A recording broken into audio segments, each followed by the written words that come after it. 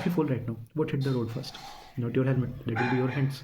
So yeah, in every motorcycle crash, चाहे slow हो या फास्ट, एक ह्यूमन टेंडेंसी की वो अपने आप को प्रोटेक्ट करने के लिए क्या करेगा, अपने हाथों का यूज़ करता है। तो अगर आप विदाउट राइडिंग ग्लव राइड कर रहे हो तो सबसे ज़्यादा जो इंजरी होगी वो सबसे आपके हाथों पे आएगी। इट मीन्स अगर आपका क्रैश होता है और आपने राइडिंग ग्लव नहीं पहने हुए तो सबसे ज़्यादा जो इंजरी होगी वो आपके हैंड्स पे होगी। आपकी जो बोन है वो ब्रेक होने का और फ्रैक्चर होने के मल्टीपल केसेस हो सकते हैं, मल्टीपल टाइप ऑफ इंजरीज हो सकती है। तो इसलिए you should go for the riding glove every time when you ride. So या नाउ कम्स कि भाई राइडिंग ग्लव तो ले लेता है। इट मीन्स अगर आप जाओगे अभी अमेजोन या फ्लिपकार्ट पे तो आपको 200-300 हर तरीके के राइडिंग ग्लव्स मिल जाएंगे। लेकिन मेनली डिफरेंस कहाँ पे आता है कि 200-300 की राइडिंग ग्लव भी है, 2-3 हज़ार की राइडिंग ग्लव है, 5,000 की, हर एक तरीके की राइडिंग ग्लव है। लेकिन डिफरेंस कहाँ पे आता है? तो उनमें आता है कि डिफरेंस आपकी सेफ्टी पे, कि उसमें जो मटेरियल यूज़ हुआ है, उसमें जो बेसिक आपका जो लेदर मटेरियल होता है, जो आपके गार्ड होता है, जो आपके स्लाइडर्स होते हैं, वो सब चीज़ें वो सब किस क्वालिटी के, उस बेस पे उस ग्लव का जो प्राइस है या उस ग्लव की क्वालिटी डिसाइड होती है।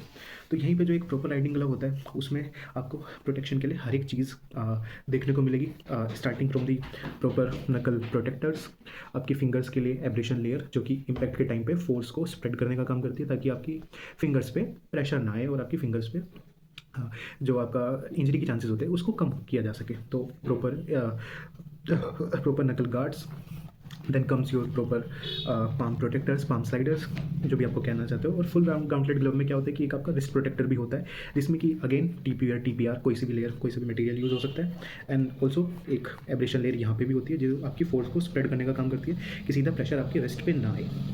सो या ये तो हो गया कि इसमें मटेरियल्स क्या है या क्या इसका आर्किटेक्चर क्या होता है एक राइडिंग ग्लव का।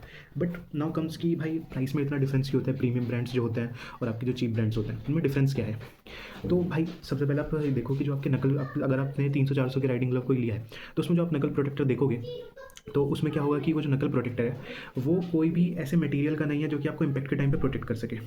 वो क्या होगा, नॉर्मल एक फोम होगा, आपका इम्पैक्ट हुआ वो सीधा फट जाएगा, कट जाएगा और सीधा जो इम्पैक्ट है आपके हाथों पे ही आएगा। इट मीन्स 200-300-400 के ग्लव लेने के बाद में भी आपकी प्रोटेक्शन जीरो ही है।